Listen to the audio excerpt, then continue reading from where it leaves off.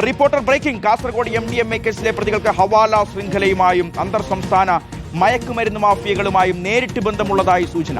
VD സതീശന്റെ social media coordinator എന്ന് അവകാശപ്പെടുന്ന മുഹമ്മദ് ഹുസൈൻ ഈ കേസിന്റെ മുഖ്യ ആസൂത്രകനും നിരവധി ലഹരി കേസുകളിൽ പ്രതിയുമായ സൈനുൽ ആബിദ് എന്നിവരടങ്ങുന്ന സംഘം രാഷ്ട്രീയ നേതാക്കളുടെ മറപറ്റിയാണ് മയക്കുമരുന്ന് കടത്തിയത്. ആന്ധ്ര കർണാടക ലഹരി മാഫിയകളുമായി ഇവർക്ക് അടുത്ത ബന്ധമുണ്ട്.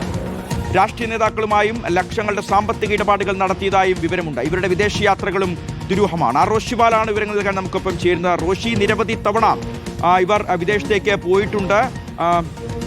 ഈ പറയുന്ന വ്യക്തികൾ അന്തർ സംസ്ഥാന ബന്ധം മാത്രമല്ല അന്താരാഷ്ട്ര ലഹരിക്കടത്ത് സംഘവുമായി ഇവർ ബന്ധപ്പെട്ടിട്ടുണ്ടോ? അതോടൊപ്പം പ്രധാനപ്പെട്ട രാഷ്ട്രീയ നേതാക്കളുമായി കേരളത്തിനകത്തും പുറത്തുമൊക്കെ ഇവർ കാറിലും അല്ലാതെയുമൊക്കെ സഞ്ചരിച്ചിട്ടുണ്ട്. ഈ സമയത്തൊക്കെ ഇവർ ലഹരി കൈവശം വെച്ചിട്ടുണ്ടോ? ലഹരി കൊണ്ടുപോയിട്ടുണ്ടോ? ലഹരിക്കടത്തിന് ഈ സാഹചര്യങ്ങൾ ഉപയോഗപ്പെടുത്തിയിട്ടുണ്ടോ? ഈ ബന്ധങ്ങൾ ഈ ലഹരിക്കടത്തിന് ഇവർ ഉപയോഗപ്പെടുത്തിയിട്ടുണ്ടോ? അങ്ങനെ ഒരുപാട് ചോദ്യങ്ങളുണ്ട്. അതിനേക്കാൾ ഉപരി ഹവാല ഇടപാടുകൾ, ഇവർ രാഷ്ട്രീയ നേതാക്കൾക്ക് പണം നൽകിയിട്ടുണ്ടോ?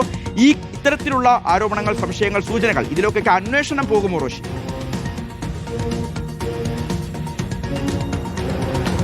ഷിഹാസ്, ചന്ദര പോലീസാണ് ഇത് സംബന്ധിച്ച് അന്വേഷണം നടത്തുന്നത്. നിലവിൽ ഈ MDMA കേസിൽ 4 പ്രതികളാണ്. അതിലേറ്റവും പ്രധാനി സൈനുൽ ആബിദാണ് ഈ സംഘത്തിന് MDMA എത്തിച്ചത്. അന്താരാഷ്ട്ര ബന്ധങ്ങളുണ്ട്, പല അന്തർ സംസ്ഥാന ബന്ധങ്ങളുണ്ട്. പ്രത്യേകിച്ച് കർണാടക, അതുപോലെ ആന്ധ്ര, ഈ 2 സംസ്ഥാനങ്ങളിൽ നിന്നാണ് ഏറ്റവും കൂടുതൽ MDMA ഉൾപ്പെടെയുള്ള മയക്കുമരുന്നുകൾ കേരളത്തിലേക്ക് ഈ സംഘം എത്തിച്ചത്. അതിൽ പിടിയിലായ VD സതീശന്റെ സാമൂഹ്യ മാധ്യമ കോർഡിനേറ്റർ എന്നറിയപ്പെടുന്ന ഹുസൈൻ ഇതിലെ ഏറ്റവും പ്രധാന കണ്ണികളിൽ ഒരാളാണ്. കാരണം വലിയ രാഷ്ട്രീയ ബന്ധം ഹുസൈനുണ്ട്.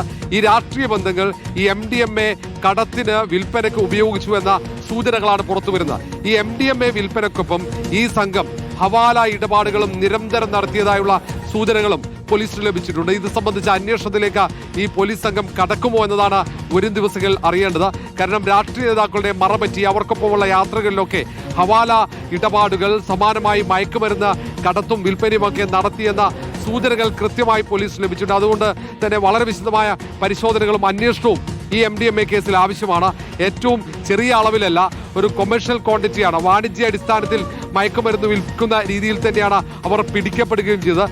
പലയിടങ്ങളിൽ വിതരണം ചെയ്ത് ഒടുവിലാണ് അവർ ചന്ദര പോലീസ് സ്റ്റേഷൻ പരിധിയിൽ വെച്ച് പോലീസിന്റെ പിടിയിലാവുന്നത്. ഓപ്പറേഷൻ തുഫാന്റെ ഭാഗമായുള്ള പരിശോധനയിൽ ഇതിൽ ഏറ്റവും ഞെട്ടിക്കുന്ന കാര്യം ഇവർ വിദേശ യാത്രകളാണ്. വിദേശത്തേക്ക് മയക്കുമരുന്ന് കടത്തുന്നതിന് വേണ്ടിയാണോ, ഹവാല ഇടപാടിന്റെ ഭാഗമായിട്ടാണോ ഈ സംഘം സഞ്ചരിച്ചത് എന്നതും ദുരൂഹമാണ്. ആ യാത്രകളൊക്കെ പരിശോധിക്കേണ്ടി വരും. ഏതൊക്കെ വിദേശ രാജ്യങ്ങളിൽ സഞ്ചരിച്ചു, ഏതൊക്കെ രാഷ്ട്രീയ നേതാക്കളുമായി നിരന്തരം ഇടപെട്ടു, ഏതൊക്കെ രാഷ്ട്രീയ നേതാക്കളുമായി സാമ്പത്തിക ഇടപാടുകൾ നടത്തിയെന്നടക്കം പരിശോധിക്കേണ്ടിയിരിക്കുന്നു. അതുകൊണ്ടാണ് പ്രതിപക്ഷം ഇവിടെ കേരളത്തിലെ പോലീസ് അന്വേഷിച്ചാൽ പോരാ, മറ്റേതെങ്കിലും ഏജൻസികൾ ഈ കേസ് അന്വേഷിക്കണമെന്ന ആവശ്യം ഉയർത്തുന്നത്. ശരി റോഷി, അപ്പോൾ അന്വേഷണം ഇപ്പോൾ മുന്നോട്ട് പോകുന്നില്ല എന്നുള്ളതൊരു വസ്തുതയാണ്. പ്രതിപക്ഷം കൃത്യമായി തന്നെ ഈ ആരോപണം ഉന്നയിക്കുന്നുമുണ്ട്.